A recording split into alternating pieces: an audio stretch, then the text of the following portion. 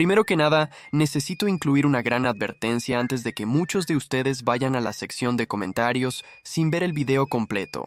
Sí, las granadas se usaron durante el siglo XVIII, solo que no a menudo por, bueno, unidades de granaderos reales, y en general eso solo fue durante circunstancias muy particulares como asedios y acciones de abordaje naval y cosas así.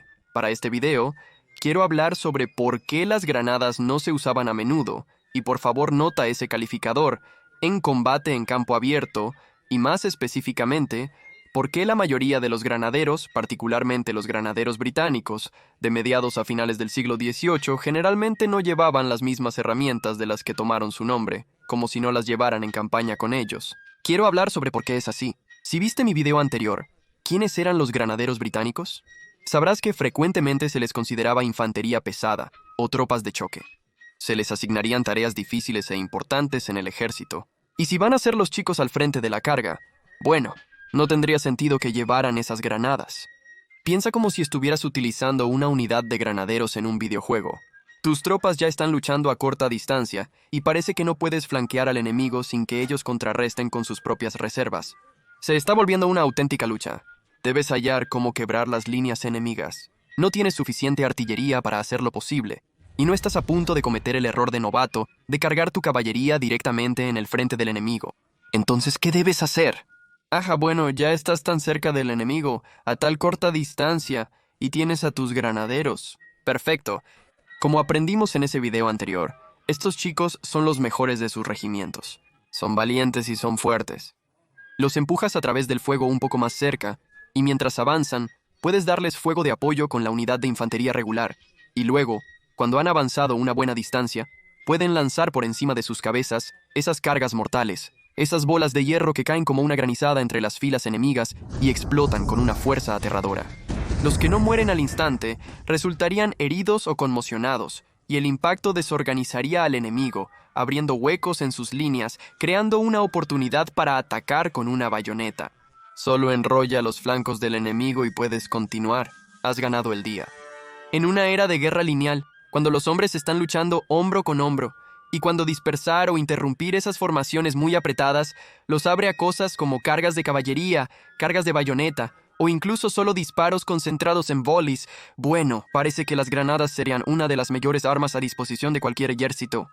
Y sin embargo, este video trata sobre por qué ese escenario, el que acabo de describir, realmente no era un suceso tan común. ¿Por qué es eso? Antes de responder, permíteme rápidamente promocionar mi página de Patreon. ¿Sabías que por solo $1 mensual o 10 al año, consigues acceso anticipado a todos mis videos, registro de mis transmisiones en vivo y participación en transmisiones exclusivas para patrocinadores donde vemos películas históricas como Zulu, Master and Commander o Horatio Hornblower? Es bastante bueno. Ve esta gran crítica que recibí en mi anuncio de 100,000. Parece contento con los arreglos, ¿eh? Seguro tú también. De todos modos, solo es $1 al mes. Y ese dólar realmente ayuda mucho para que pueda seguir haciendo lo que hago.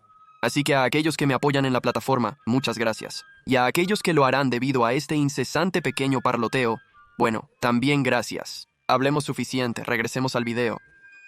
Las granadas no se usaban a menudo en combates en campo abierto en el siglo XVIII. ¿Por qué es eso? Creo que se debe principalmente a su uso en combate. Se reduce a cuán situacional realmente era el arma de la granada. Ahora ten en cuenta que la granada del siglo XVIII no era el arma suave de tirar del pasador y soltar la trampa de hoy. Honestamente parecían bombas de caricaturas.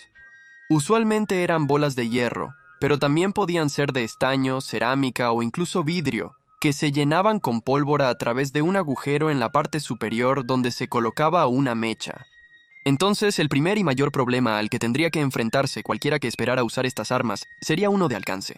Verás, a diferencia de los bombarderos de la Primera Guerra Mundial que luchaban en esas trincheras muy estrechas, ventosas y revueltas, los soldados del siglo XVIII a menudo luchaban en campos abiertos, o al menos en áreas relativamente abiertas en comparación con periodos de tiempo posteriores, por supuesto. Los soldados se mueven en estos grandes bloques, en estas grandes formaciones, de nuevo, marchando como uno solo, hombro con hombro, y la oportunidad en el siglo XVIII de hacer cosas como ponerse en posición prona. Quiero decir, eso es mucho trabajo. Ocurrió, pero en comparación con eventos posteriores como la Primera Guerra Mundial, donde las granadas se usaban frecuentemente, es bastante más limitado.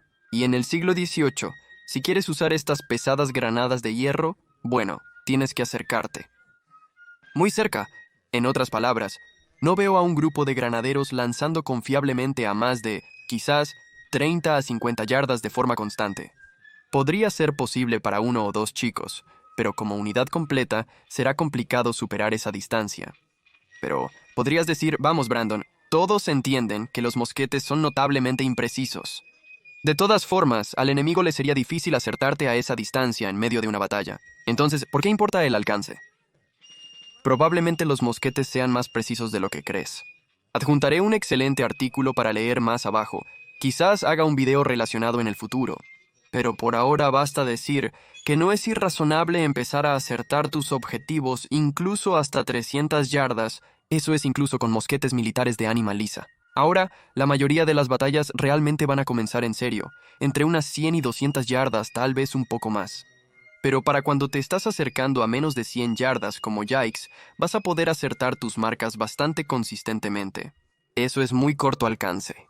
Es como renunciar a disparar y luego cargar con bayonetas a esa distancia. Debido a la cercanía, las batallas pueden empezar efectivamente hasta a 200 yardas de distancia. Sin embargo, para lanzar granadas, los granaderos deben acercarse entre 30 y 50 yardas al objetivo, lo que implica cruzar una distancia de 150 a 200 yardas bajo fuego enemigo. Esto puede poner a prueba a cualquier soldado, incluso a los más experimentados, especialmente si el enemigo está bien entrenado. Además, si un granadero está lo suficientemente cerca para lanzar la granada con precisión, se convierte en un objetivo claro. Esto puede resultar en muchas bajas. Sin embargo, marchar bajo fuego no es el único problema. Una vez en rango, los granaderos deben encender las granadas antes de lanzarlas. Esto implica sacar la mecha ardiente que llevan en una caja de mechas cerca del pecho. Aunque está protegida dentro de la caja, existe el riesgo de que la mecha sea extinguida por diversas circunstancias. ¿Sabes? Mantener una mecha encendida durante una batalla para encenderla de tu granada no es un sistema perfecto. Hay que esperar que el aire no esté demasiado húmedo para evitar su encendido, que la mecha sea de buena calidad para un encendido rápido y eficaz, y no arda muy lentamente. Finalmente puedes lanzar la granada, pero incluso en condiciones ideales, el encendido es delicado y problemático, ya que no será perfecto. Negocio, no puedes simplemente sacarlo y lanzarlo. Hay todo un proceso involucrado antes de que puedas hacer eso, y especialmente de nuevo cuando las granadas están bajo lo que probablemente es un fuego casi continuo de un enemigo que está literalmente a distancia de lanzamiento de ellos. Están tratando de encender estas granadas, es difícil de entender, pero incluso entonces, si lo crees, incluso eso probablemente no es lo peor de las preocupaciones de los granaderos en ese punto. Aún peor, creo, es por supuesto el hecho de que para poder manipular la mecha y la granada, lo más probable es que los granaderos tengan que colgar sus mosquetes. Ahora sí, siempre podrían simplemente dejarlos en el suelo, pero eso conlleva algunos riesgos posibles, no limitados a ser forzados a abandonar el mosquete si el enemigo se acerca a ti demasiado rápido, y hablaremos de eso pronto. No te preocupes. Y como lo entiendo, debido a cosas como esa, la mayoría, si no todos, de los ejercicios de granaderos en aquellos días especificaban que los hombres deben colgar sus mosquetes en el suelo y sus cerraduras de fuego, ponerlos sobre sus hombros antes de lanzar las granadas, pasar por todo ese ejercicio, ahora colgar los brazos sobre la cabeza, ya puede ser lo suficientemente difícil y puedo hablar de eso por experiencia, pero más importante, durante todo el tiempo que los soldados tienen sus mosquetes colgados, están repentinamente muy expuestos. Ahora obviamente no pueden estar disparando al enemigo durante ese tiempo, y quizás mucho más importante, no tienen sus bayonetas fácilmente accesibles para ellos, están en su espalda, van a tener que descolgar el mosquete si van a poder colgar el mosquete, van a tener que descolgar el mosquete para poder usar realmente la cosa. Y de nuevo, ese enemigo está a distancia de lanzamiento, eso está muy cerca, así que si ven a los granaderos justo encima de ellos con sus armas de cuerpo a cuerpo, efectivamente fuera de alcance, preparándose para lanzar esas granadas, los hombres del mosquete simplemente van a quedarse allí y aguantar. Quiero decir, no, si son soldados bien disciplinados, Dispararán una descarga que ya interrumpiría aún más a los granaderos ya debilitados, y luego van a cargar con sus bayonetas. O alternativamente podrían tener caballería esperando en reserva justo detrás de ellos. Pueden moverse más allá de la infantería y realmente cortar a los granaderos porque, de nuevo, no están preparados para un enfrentamiento cuerpo a cuerpo. Ahora sí, presumiblemente los granaderos podrían tener un sistema por el cual, como la mitad de los hombres están lanzando las granadas y la otra mitad continuará intercambiando el fuego. Pero en ese punto entonces todavía están subiendo como una fuerza de media fuerza, o incluso menos porque están recibiendo fuego todo el tiempo. Contra lo que se presume es una fuerza casi completa, tanto en potencia de fuego como en fuerza cuerpo a cuerpo. Solo la mitad de los hombres están lanzando las granadas. Solo la mitad de los hombres están lanzando las granadas. Solo la mitad de los hombres están lanzando las granadas. Solo la mitad son capaces de intercambiar fuego, y solo la mitad de ellos tienen sus bayonetas listas. Así que si el enemigo decide cargar o simplemente, ya sabes, mantener el fuego intenso, de cualquier manera, probablemente va a ser una ecuación perdedora y todo eso, todavía está suponiendo que las granadas se comportan como se supone que deben hacerlo y no son temperamentales en absoluto. Déjame lanzar, y sin juego de palabras allí, déjame lanzar unos cuantos escenarios posibles. Más a ti, digamos que los granaderos llegan al rango sin sufrir demasiadas pérdidas, y el enemigo decide por cualquier razón lanzar una granada a ellos, y están listos para lanzar esas granadas. Bueno, ¿qué pasa entonces cuando inevitablemente algunos de esos granaderos logran encender sus granadas, están a punto de lanzarlas, y luego ¡boom!, les disparan, caen y sueltan la granada entre sus propias filas? ¿Y qué pasa si eso le sucede a algunos hombres dentro de las filas? Digamos que solo 3 o 4 tipos a lo largo de la línea suceden a ser disparados en ese momento crítico, que es, creo, bastante comprensible y creíble si el enemigo dispara una, sí. Los granaderos podrían eliminar o al menos interrumpir a la unidad enemiga, debilitándolos un poco.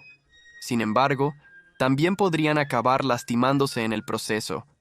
El enemigo les dispara continuamente, causando bajas. Si las granadas explotan entre ellos, será un mal momento. Aunque el enemigo sufra las explosiones, no será útil si al eliminar a la unidad enemiga también se autoaniquilan. Supongo que siempre podrías tener soldados atentos a granadas cayendo, o entrenar a los granaderos para estar alerta a eso, pero en el caos de la batalla, nunca puedes esperar perfección. Por ejemplo, los suboficiales en las compañías de batallón deben mantener un ojo en sus hombres durante los disparos, asegurándose de que están cargando y disparando correctamente.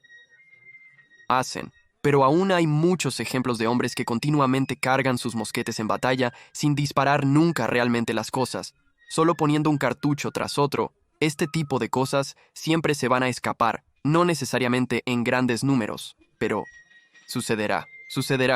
Y al final solo realmente se necesita una granada explotando entre una línea de hombres que también están cargando bolsas llenas de granadas. Bueno, puedes ver cómo eso podría ser un problema, o tal vez un escenario diferente. Los granaderos combaten a enemigos situados un poco más arriba, lanzan granadas, pero a veces calculan mal y éstas ruedan colina abajo, matando a su propia unidad. Incluso si están por encima del enemigo y las granadas ruedan hacia abajo, pueden pasar por alto al enemigo. El escenario ideal para usar una granada en combate en campo abierto sería una granada perfectamente inflamable. Sería una granada perfectamente inflamable en combate en campo abierto. Sería un plano perfectamente plano. Y a menos que estés luchando en Iowa, eso apenas es una garantía para estos soldados en conflictos europeos. Basta decir al final de todo esto que las granadas del siglo XVIII eran armas caprichosas, por decirlo menos. No eran muy confiables. Tenían un alcance limitado, ¿sabes? Solo podías usarlas tan lejos como pudieras lanzarlas. Y debido a eso, exponían a sus usuarios a una variedad de circunstancias muy peligrosas, y todas esas razones específicas del campo de batalla ni siquiera comienzan a hablar de las preocupaciones más amplias, más logísticas y económicas. Las granadas son, en comparación con, digamos, balas de mosquete de plomo o disparos sólidos de hierro como los que usarías en un cañón, son mucho más difíciles de producir.